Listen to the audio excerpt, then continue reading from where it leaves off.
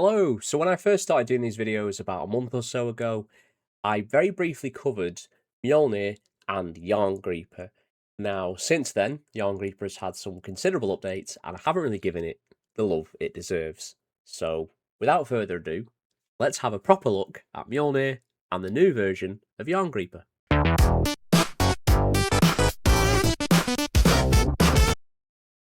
Okay, so the first thing you're going to want to do is to go over to your friend Obtainium. We'll open that up. And if you've installed the RJNY emulation pack, both Mjolnir and the Jarngreipr are part of that pack. So I've already installed them, but I'll just show you where they are. So on the utilities, they go right at the bottom. When you go to install Jarngreipr, it will give you two options. One of them has a H at the end of it. All that means is the app is hidden from the task manager. So if you were to swipe up and try and close it, you wouldn't see it. Outside of that, there's no difference. The same features, it's the same layout. That's the only key difference. I'm just using the standard one for the purposes of this video. If Jarngreipr is something you plan to use regularly, just go for the hidden version, keeps it nice and organized. So I've already installed both of these. So firstly, I'm going to go into Mjolnir, and then we're going to initialize home. We want to grant the necessary permissions. Got the word then. And now what we need to do is we need to set which apps we're going to use for our home button. So we'll tap the burger menu. So on this home settings screen, so the top screen app, you can select whichever launcher you like. So by default, it will filter these down to launchers. However, if you tap at the top right here, you'll see this remove app filter button, which will allow you to get really crazy with it. So if you want your clock to appear and take up the top screen every time, go wild. I'm not going to stop you. Probably should, but I'm not going to. However, just for the purpose of this, I just stick to the launchers. So for my top screen app, I have my beloved ESDE. And usually for the bottom screen app, I have the ESDE companion app, which I have covered and is brilliant. So check out that video. However, I'm going to have to put that to one side for this video, and we'll look instead at Jarngreipr. So once that's done, if we go back, now if I press the home button now, you'll see it just goes to the normal home.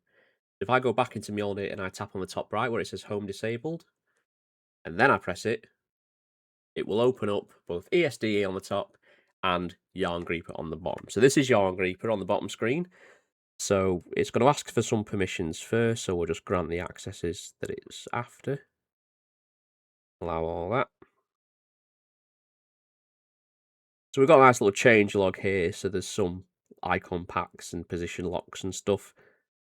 That's handy. So it's going to talk you through a little bit of a setup wizard or a bit of a tour. So at the top we have settings, we've got our page indicators, our options, and there we are. So when I first covered Jarngreipr, this is kind of what it was. It's just a very simple app launcher. However, we go into our settings menu. Most importantly, there's a Buy Me a Coffee and Ko-Fi link, so you can support Brian Jr. 03, the developer of Jarngreipr. I've also got my own links in the video below if you want to chuck some quid. Entirely up to you. So first, let's enable that pure black OLED because it just looks awesome. So you can customize a lot of the color themes. So I really like, I think it was this magenta and lime one. You can create a custom one, but I really like this magenta and lime one. Love the kind of neon-y look. There's also different system icon packs. I don't have any installed. I believe these are available online, or if you have custom ones, I'll probably cover them in a later video once there's a bit more options to choose from. Icon shapes, if you prefer rounded or square icons. Personally, I prefer rounded. There's tab animations. I don't use these. This is just for the long press, so that's up to you. And then you can set wallpapers. I believe this is also compatible with Wallpaper Engine, but I believe it's only the top screen. However, because I use ESDE anyway, and it's already got all the game art for each system or for each game, I don't really need to use it.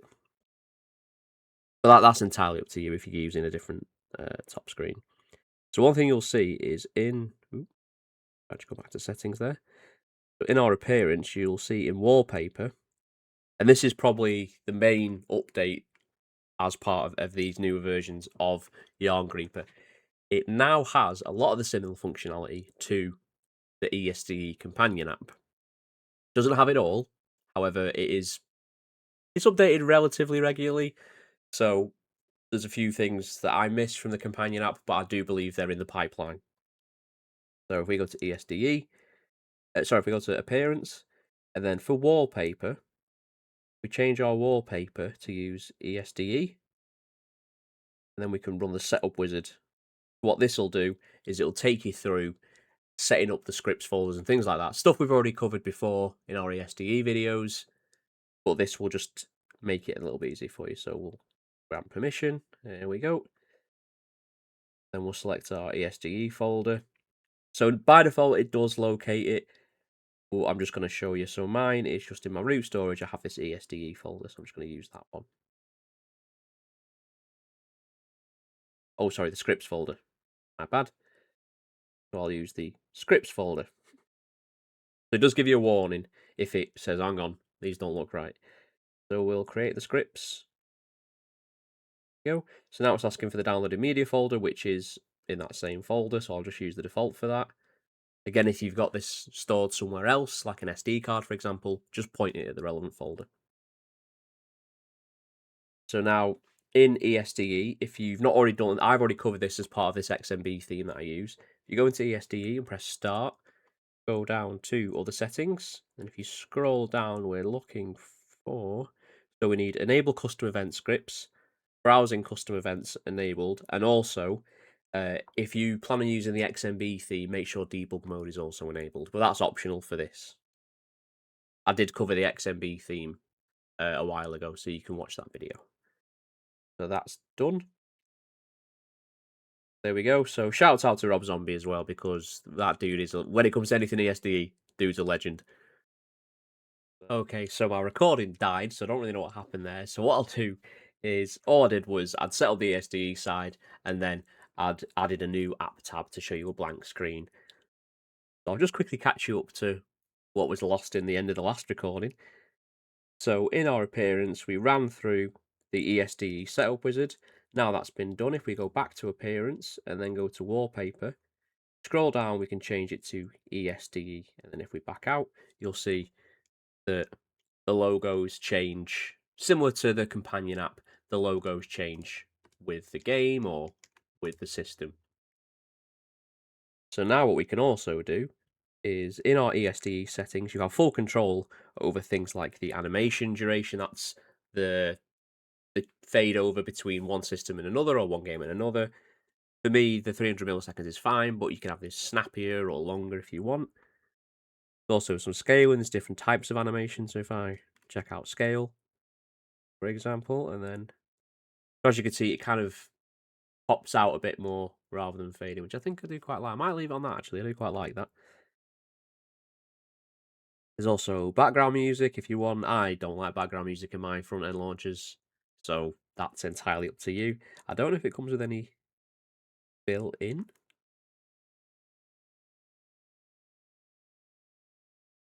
I don't hear any.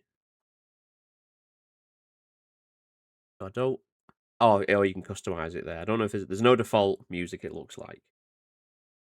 Custom paths, this is if you want to change anything or you want to have overwrites for specific games, then that's all there for you. Logo, so you can have logo only mode, and then you can pick a layout for it, so you can use free position and you can drag it around. So if I just enable that, and if we go back, I need to enable it in the.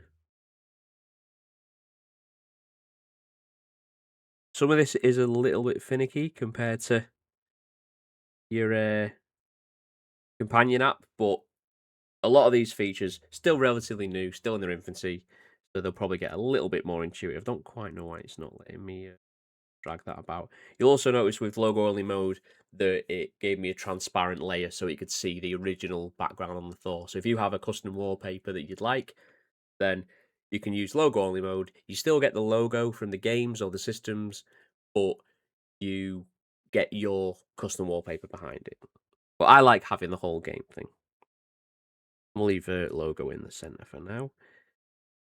You also have your overlay media type. So originally it's set to logo, but if I say 3D boxes, for example, right, it's green. You can see that rather than the logo, we've got some 3D box art, which I don't really like having dead center.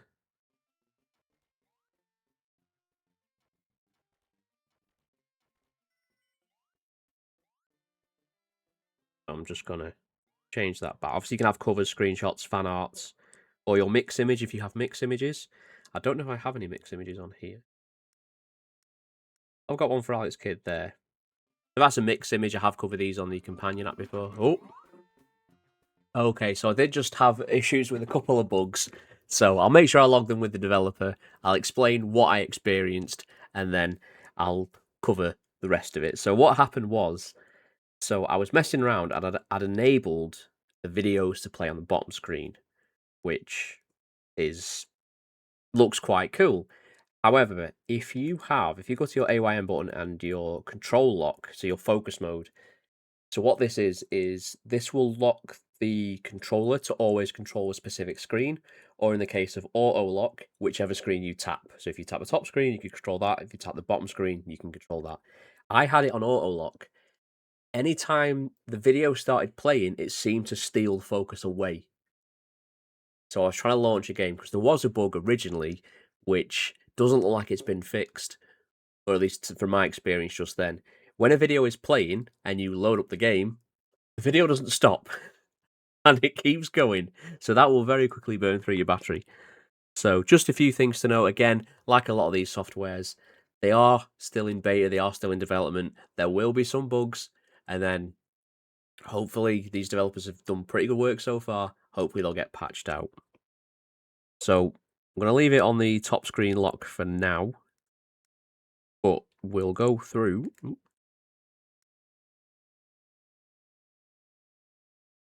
So I've just set it back to logo as well because I didn't really like the mix image one. So if we go to settings and then back to our ESDE settings. So power events. So this is to do with the scripts. So for example, it says there, so keep the wallpaper and logo visible when a game is launched. So I imagine if I turned this off, it would mitigate that video bug. Haven't yet tried it. You can also adjust the dimming if you want to kind of make the bottom screen a little bit dimmer. I don't like having that because normally on the bottom screen, I might have another app open. For example, I might have a browser window or retro achievements, or I might even have YouTube, like and subscribe, playing on the bottom. So it tends, because it controls that brightness, it can be a little bit annoying.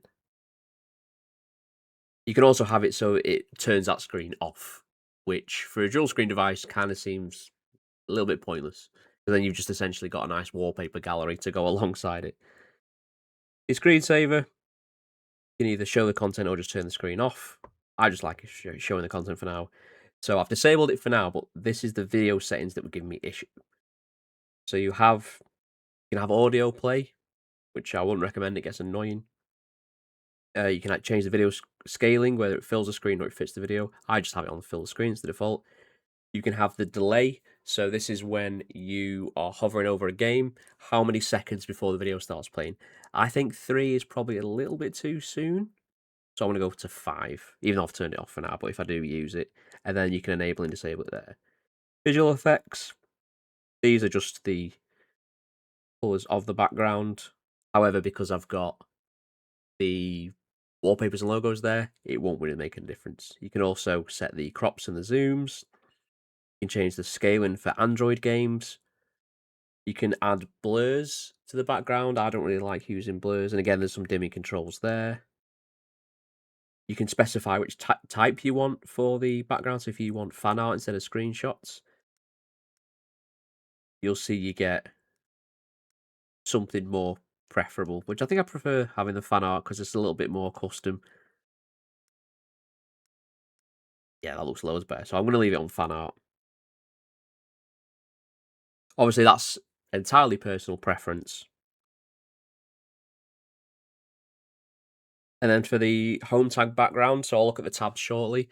So the home tab is where your apps live. So basically, this lets you say the home tab, ignore these settings, just be a, because you want a nice, easy to see home tab. You can also have a random system background. I only have one image per background stored, but if you have multiple, then you can enable that and it will just select a random one. Extras here, so there's some empty folder checks.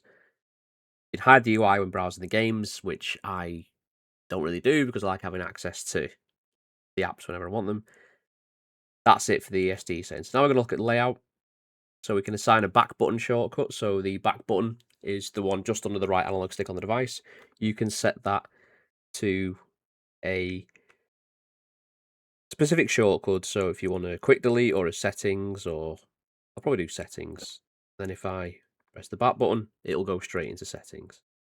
Quite a handy little thing to have. Or if you want, for example, a system monitor. So if I press back, it gives me similar to what the AYN button does. Not quite as detailed as that, but again, this is early days, so they'll probably add way more functionality in that. Then, back in layout. So we also have the dock settings. So you can access this from here, or if you notice, there's a little black square at the bottom here. If I tap that, that lets me assign an app to the dock. So by default, it just starts as one. However, if you press and hold, and then you go into dock settings, or go to that menu I just showed you, so you can customize. We'll have a nice purple. We can add an empty slot. So we'll go 1, 2, 3, 4, 5. So that's added the maximum number of empty slots at the top there with our nice purple background. Do I want a purple? Do I want to? I'll have as a purple for now. And then you can have it mini, a bit smaller. You can have it standard, which is, in my opinion, quite chunky. Or compact is kind of a middle ground. I like it on mini. It doesn't take up too much of the screen. Makes it quite low profile. If I back out now, and I've got these 5 blank squares at the bottom, so I tap and I say, right, I want one for Chrome, one for Solid Explorer, one for, we'll use Pixel Guide, one for my podcasts, and I always like to have one for the Android settings. So yeah, nice simple little dock there.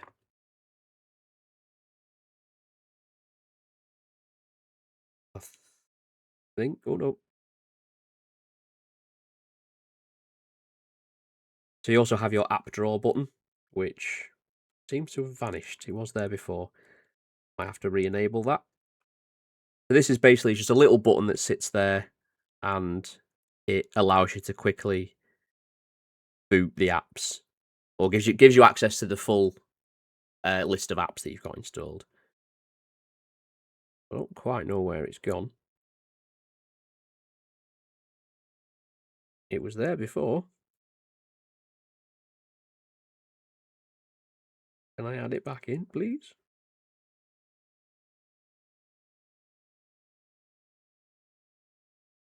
Oh, there we go. So this is my home screen, and then I also have this apps tab here. So you can see on the bottom right, there's that little kind of dial menu. So we'll tap that, and then that gives me access to my full apps. Or you can, but used to be able to, I think on the home screen, you can just swipe up. Same behavior. So on the home screen, you can, oh, it's appeared now. So like I said, these apps, they're in development. There's going to be some bugs, but not the end of the world. Although, why does some of the apps vanish? And now they're back. I'm going to have to send quite a big GitHub message to Brian Jr. 03 with some things I've found. If he's not already aware of them, which I imagine he probably is. So back to layout. We also have the grid layout. So by default, it will put them into rows and columns. For me, I think 416 is fine, but if you want some slightly larger columns or fewer rows, you can change that accordingly. Have a look at all. So for Thor exclusive options, you can have a power button or a quick delete button. So these will show. So you can see there at the top, I've got this little SD card, which is a quick delete button, and then also my power button there, which seems to come up with a volume slider then. Oh, so I can change the volume. I don't know why it's come up with that. That's not really power, is it? I think that's like a screensaver.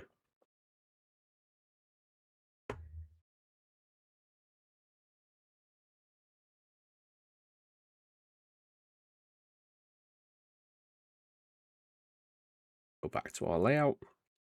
And then for visibility options, I like showing the app names because outside of your really common apps like your Google Chromes or whatever you might be using, a lot of these apps that are quite new don't really know what they are yet. So that looks like this. So you can see there, I've now got the names. Personally, I don't like having that tab. I prefer having just the ones I use. And then if I need access to the full one, I can swipe up. So for system, obviously you've got an update checker, crash logs. So the gamepad experiment. So this uses Shizuku, which is it's an app that kind of runs scripts. So this allows you to set, I think, shortcuts, or you can tap on screen. You can set on screen buttons. I haven't yet played around with this because I've not really had a reason to, and it is in the experimental stage. I think as those volume controls were as well. So a lot of these are still in early access. System monitor is what we've covered before. You can have a backup to that if you like. Shortcut to that, not backup. And then notification badges. If you want to see notification badges on the app icons, you can enable it. Mine already enabled. I'm just not that popular, so I don't have any. I think. Ooh, why is my settings button not working? There we go. It's all. This worked brilliantly, and then when I want to show it off, this is where it starts to struggle. Some FAQs here. There's not many. Some issues with keyboards, and then the Android system. So if you want to, for example, clear all, I want to clear all these apps, but I don't want to clear Jarngreipr. If you're using the hidden version, which I mentioned, you won't see this. However, all you need to do, you can see that lock in the top right. I already locked it. If you swipe down rather than up, you can lock the app. If I lock both of those, then press clear all, it has kept both of those apps. Oh, it's already open, that's right. And then I think extras just gives you some fun facts about Thor, the Norse god. He once fought and defeated countless giants single-handedly. So he says. I played Ragnarok. He got his arse kicked by me. So yeah, so that was just a quick look of that was just a quick look around Mjolnir and Jarngreipr. It's a great app. It's come a long way since. It doesn't quite have the customization yet. So, for example, in the companion app, I really like having the logo positioning, and then I like having the box art, and then I like having the app description. You can customize those kind of modules. I believe they are in the pipeline. A lot of these updates, they're only a week or two old at this point. So it is actively getting better. So once it's ironed out those little bugs and it's got more of those features, I'll do another update video and show that off as well. As always, if you like this video, I'd appreciate a like and a subscribe. Tell your friends, and I'll see you next time.